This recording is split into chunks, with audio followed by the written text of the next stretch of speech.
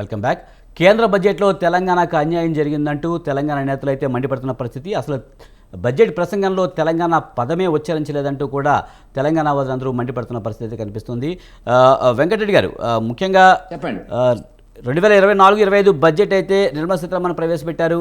ముఖ్యంగా ఈ బడ్జెట్ బాగుందంటూ కూడా ప్రధానమంత్రి చెప్పడం జరిగింది. కానీ ఇది కుర్చీ బచావో బడ్జెట్ అంటూ కూడా రాహుల్ గాంధీ విమర్శించడం జరిగింది. ఎలా చూడాలి?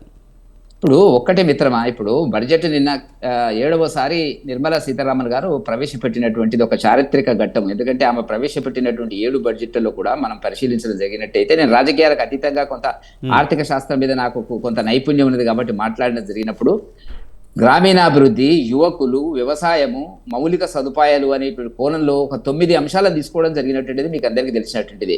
ప్రాధాన్యత రంగాలు: ఒకటి వ్యవసాయ ఉత్పాదకత, రెండవ దానికి వచ్చేటప్పటికి ఏంటంటే సమ్మిళిత సామాజిక అభివృద్ధి, తయారీ సేవా రంగం, పట్టణాలు నగరాభివృద్ధి, ఇంధన భద్రత, మౌలిక సదుపాయాల కల్పన, ఆవిష్కరణలు, పరిశోధనలు, అభివృద్ధి, భవిష్యత్ సంస్కరణలు. వీటి కేంద్రంగా బడ్జెట్ ప్రవేశపెట్టడం అనేటువంటిది ఒక చారిత్రక ఘట్టం. దీంట్లో ఎక్కడ కూడా ప్రతిపక్ష పార్టీలు కాంగ్రెస్ అంటున్నట్టుగా బడా పారిశ్రామికవేత్తలు, అంబానీలు, ఆదానీలు, టాటాలు, బిర్లాలు ఉన్నారు అనేటువంటి దానికి తెలియదు.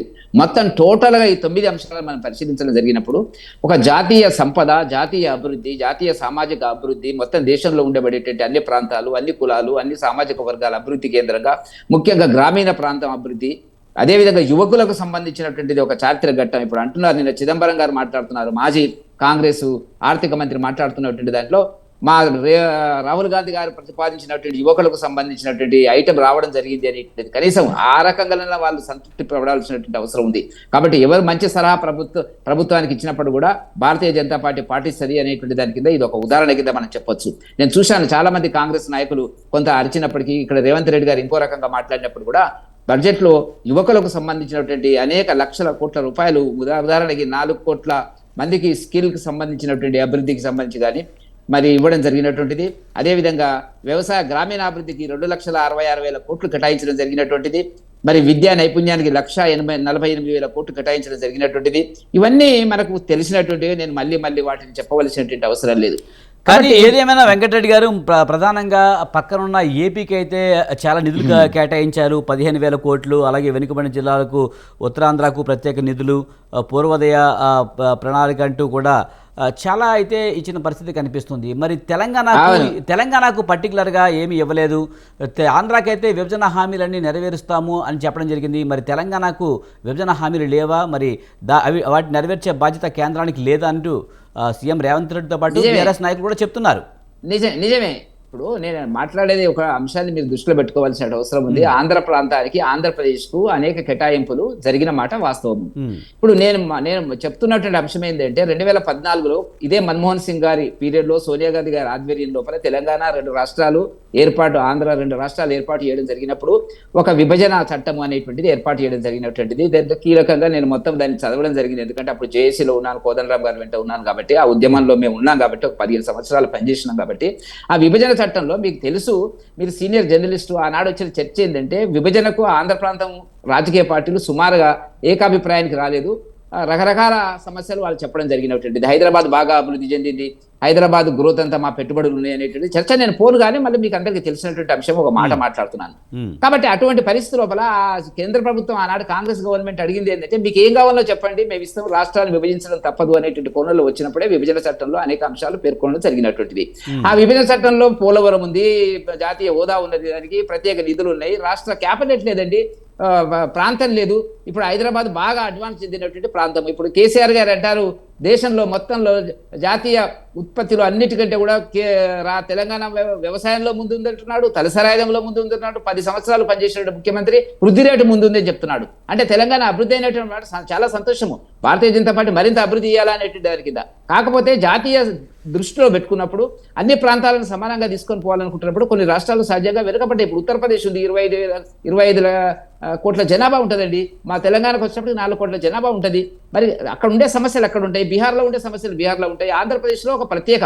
నేనేమంటున్నా అంటే, ఇదే కాంగ్రెస్ వాళ్ళు ఇవాళ తిరుగుతున్నారు కదా, రేవంత్ రెడ్డి గారు ఆ ప్రాంతానికి అధిక డబ్బు ఇచ్చినారు, అధిక ప్రయారిటీ ఇచ్చినారు, ప్రాధాన్యత ఇచ్చినారు అంటున్నాడు కదా. భారతీయ జనతా పార్టీ చేసినటువంటిది ఏంటంటే, కేంద్ర ప్రభుత్వం విభజన చట్టంలో ఉన్నటువంటి అంశాలను ఇవాళ దృష్టిలోకి తీసుకొని ఇంతవరకు అన్యాయం జరిగింది. క్యాపిటల్ సిటీ వల్ల లేదండి. ఒక రాష్ట్రం ఏర్పడి 10 సంవత్సరాలు అయిన తర్వాత జగన్ గారు 3 రాష్ట్రాల 3 ముఖ్య క్యాపిటల్ సిటీస్ అనేటువంటి ఒక ప్రచారం చేసి దాన్ని ఎక్కడ కూడా అన్సైంటిఫిక్ గా దాన్ని ఇబ్బందులకు గురి చేసినటువంటి సందర్భం లోపల ఇవాళ మోదీ గారి నాయకత్వంలో వాళ్ళు మా ప్రభుత్వంలో కూడా ఉన్నమాట వాస్తవము, ఆ ఒప్పందం కూడా ఉంటది, ఆ దాన్ని అమలుపరచడం జరుగుతుంది తప్ప కొత్తగా ఇచ్చింది ఏముందండి. మరి తెలంగాణకి ఇచ్చిన గతంలో ఇచ్చిన హామీలు అయితే ఏమున్నాయో మరి వాటిని రైల్వే కోచ్ అన్నారు, గిరిజన యూనివర్సిటీ అన్నారు, బయ్యారం గనులు అన్నారు, మరి అవన్నీ ఏమైపోయాయి? కనీసం కొంచెమైనా తెలంగాణ పదాన్ని కూడా తెలంగాణ పదం ఉంటుందండి. 28 రాష్ట్రాలు ఉన్నాయి, 8 కేంద్ర పాలిత ప్రాంతాలు ఉన్నాయి, 36 ప్రాంతాల పేర్లు ఉంటాయండి. ఏ ప్రాంతానికి ఇచ్చిందో ఆ ప్రాంతానికి కొంత చెప్పడం జరిగింది. ఆంధ్రప్రదేశ్, బీహార్ చెప్పినారు, అదేవిధంగా హిమాచల్ ప్రదేశ్ కాంగ్రెస్ దానికి సంబంధించి చెప్పినారు, జమ్మూ కాశ్మీర్ పేరు వచ్చింది, ఉత్తరాఖండ్కు సంబంధించినటువంటి పేర్లు వచ్చినటువంటి మాట వాస్తవం. దానికి సెంటిమెంటల్ గా తెలంగాణ పేరు అన్ని వచ్చే తెలంగాణ పేరు రాలేదనేది ఇక్కడ సెంటిమెంట్ గా ఫీల్ అవుతున్నారు. అదేందుకంటే Hyderabad to Bengaluru industrial corridor ఇచ్చినారు కదండి, చెప్పింది కదండి. హైదరాబాద్ వేరేనండి, తెలంగాణలో భాగం కాదనండి. నేను అంటున్నది ఏంటంటే అది సెంటిమెంటల్ గా వాడడానికి, రెచ్చగొట్టడానికి రేవంత్ రెడ్డి గారు అనుసరిస్తున్నటువంటి ఒక విధానం అది మంచి పద్ధతి కాదు అని చెప్పి నేను విజ్ఞప్తి చేస్తున్నాను. రెండవది ఏంటంటే ఇప్పుడు ఆంధ్రప్రదేశ్కి ఇచ్చినటువంటి దాంట్లో కూడా ఏమి 15,000 కోట్లు అమరావతికి ఇచ్చినారు. ఆ క్యాపిటల్ సిటీ లేదండి వాళ్ళకు. నేను ఇంతకుముందు చెప్పినట్టుగా మనం హాయిగా ఉన్నాము, ఇలా మనం కొంత అభివృద్ధి సాధించిన మాట వాస్తవం ఉందండి. ఏంది అభివృద్ధి సాధించలేదు ఎట్లంటాం? 10 సంవత్సరాలు పాలించినటువంటి ముఖ్యమంత్రి గారు చెప్తున్నటువంటి డేటా ప్రకారంగా ఇవాళ రేవంత్ రెడ్డి గారు వచ్చిన తర్వాత ఇవాళ వృద్ధి రేట్ ఎంత, తలసరి ఆదాయం ఎంత తెలంగాణ చెప్పలేకపోతున్నాడు. ఎందుకంటే గతంలో కొంత అభివృద్ధి జరిగిన మాట వాస్తవం.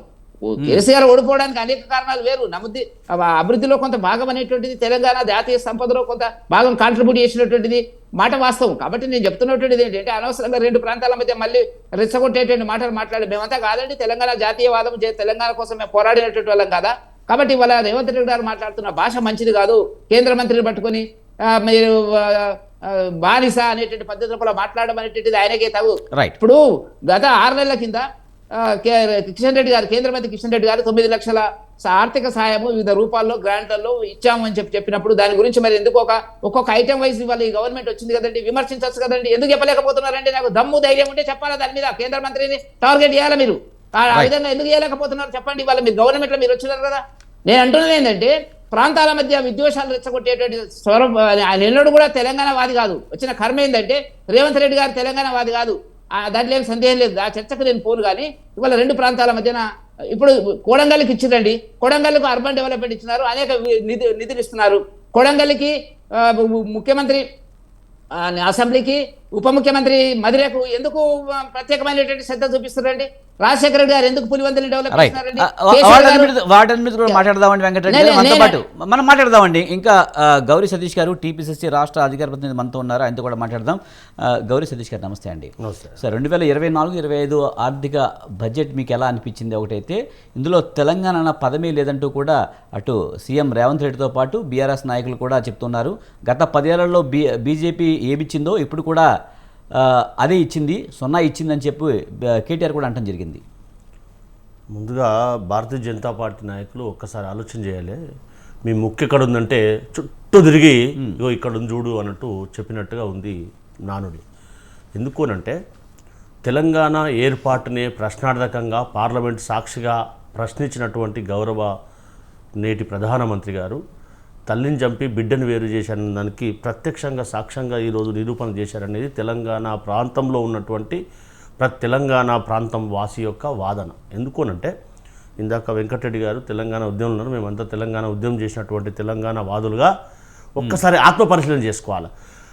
తెలంగాణ రీఆర్గనైజేషన్, తెలంగాణ పునర్విభజన చట్టంలో ఉన్నటువంటి అంశాలు ఒక ప్రాంతానికి అప్లికేబుల్ అయి ఇంకో ప్రాంతానికి ఉన్నటువంటి వాటిని విస్మరించడం ఎంతవరకు సంబంధించిన ఒక్కసారి సమాధానం చెప్పాలి భారతీయ జనతా పార్టీ గౌరవ ప్రధానమంత్రి గారు. ఎందుకోనంటే రీఆర్గనైజేషన్ యాక్ట్లో ఉన్నటువంటి బయ్యారం ఉక్కు కర్మాగారం కానీ, గిరిజన ప్రాంతంలో ఉన్నటువంటి వారికి విద్యా ఉపాధి అవకాశాలు కల్పించడానికి ఏర్పాటు చేయవలసినటువంటి గిరిజన యూనివర్సిటీ కానీ, ఏదైతే రైల్వే కోచ్ ఫ్యాక్టరీ కానీ, ఐటీఐఆర్ వస్తే దేశంలో ఉన్నటువంటి అన్ని ఐటీ సంస్థలు ఇక్కడికి వచ్చి ఉపాధి అవకాశాలు కల్పించాయని చెప్పి బైఫర్కేషన్ యాక్ట్లో అప్పుడు యూపీఏ ప్రభుత్వం తెలంగాణ ప్రజల యొక్క ఆకాంక్షల మేరకు రాష్ట్రాన్ని ఏర్పాటు చేస్తే ఇవన్నీ ఉండాలి అని చెప్పి ఏర్పాటు చేసిన ఆ చట్టంలో పెట్టినటువంటి వాటిని గత 10 సంవత్సరాల అధికారంలో ఉన్నప్పుడు వాటన్ని గుర్తు రాకపోవడం అనేది ఎంతవరకు సమంజసం? వాళ్ళే ఆత్మపరిశీలన చేసుకోవాలి.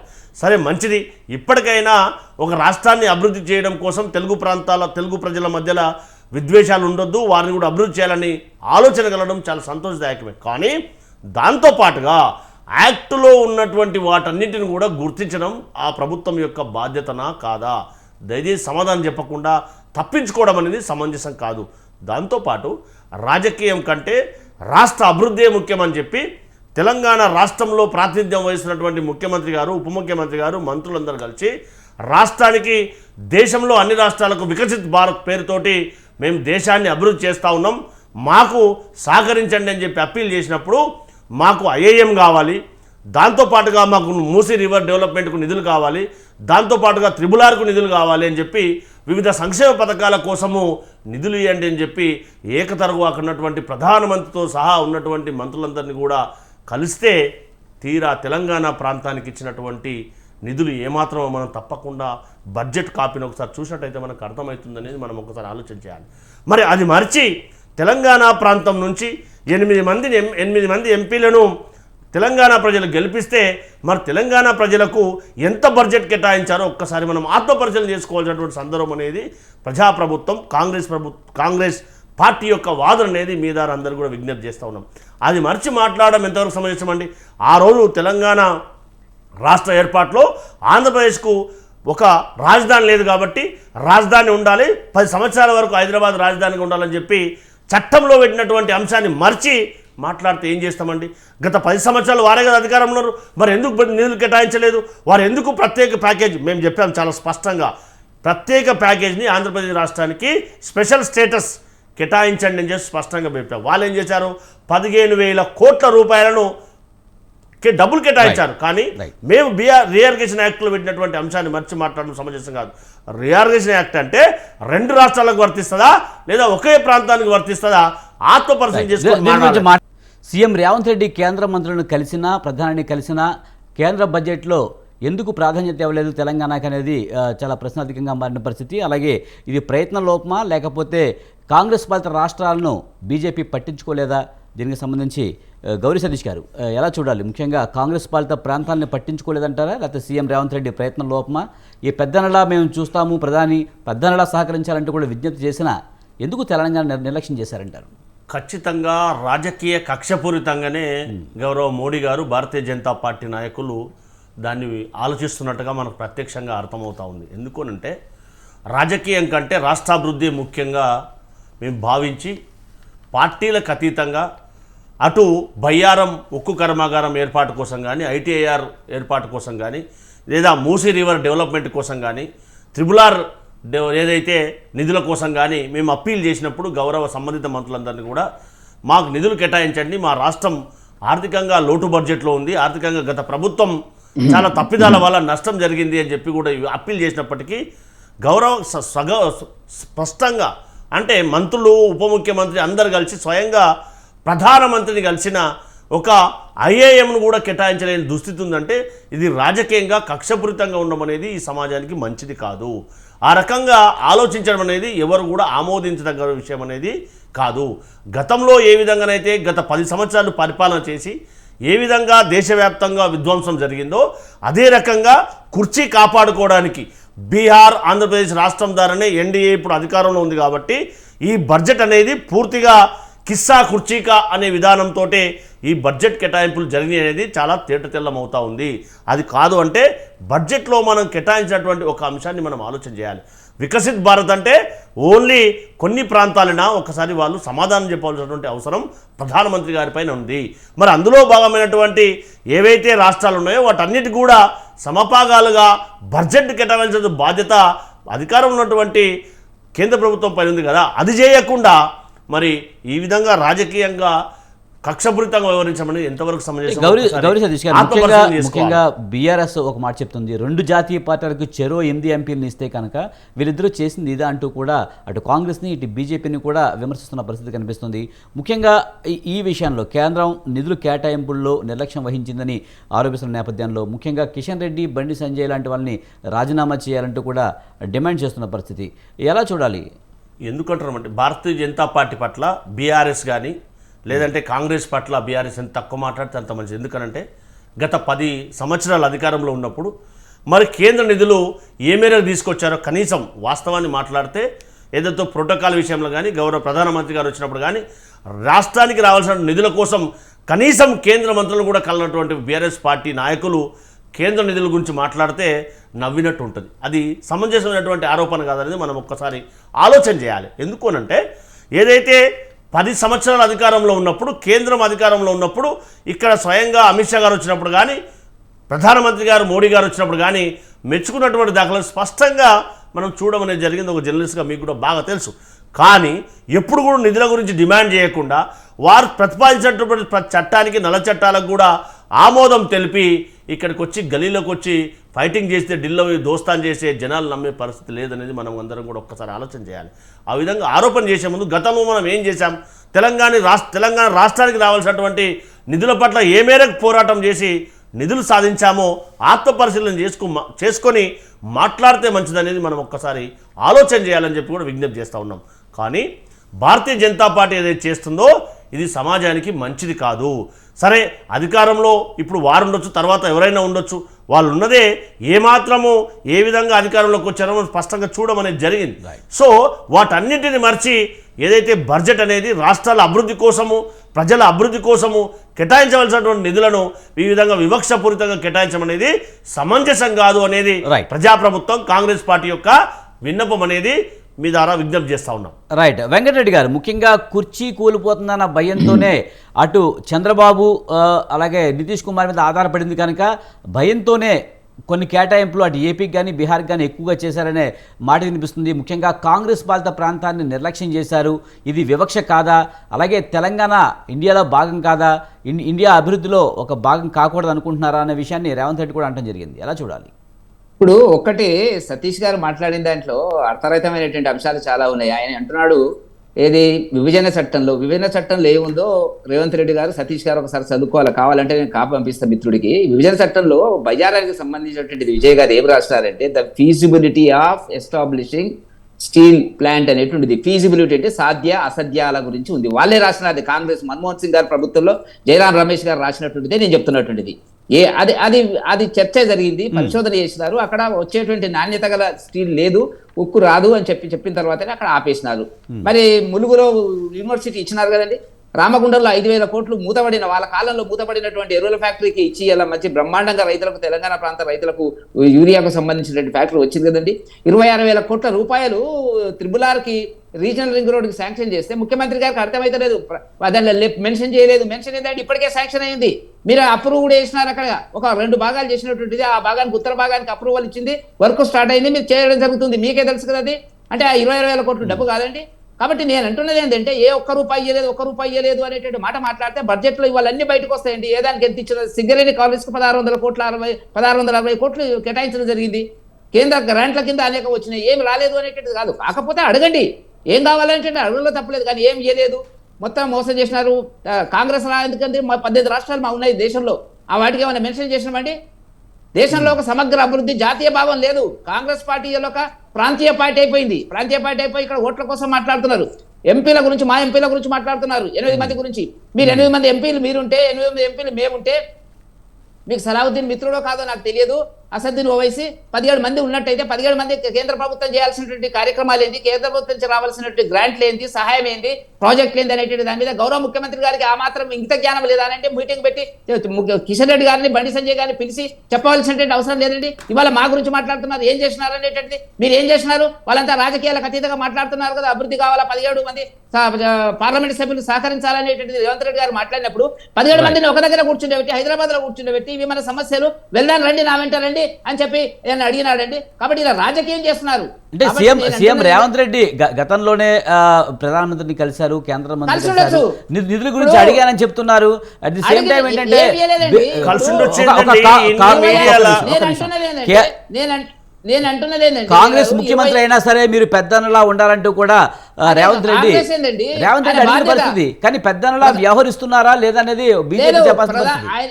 మోదీ గారు దేశానికి ప్రధానమంత్రి, రేవంత్ రెడ్డి గారు తెలంగాణకు ముఖ్యమంత్రి. ఇది ఆ ఇద్దరి వ్యవహారం, పర్సనల్ వ్యవహారం కాదండి.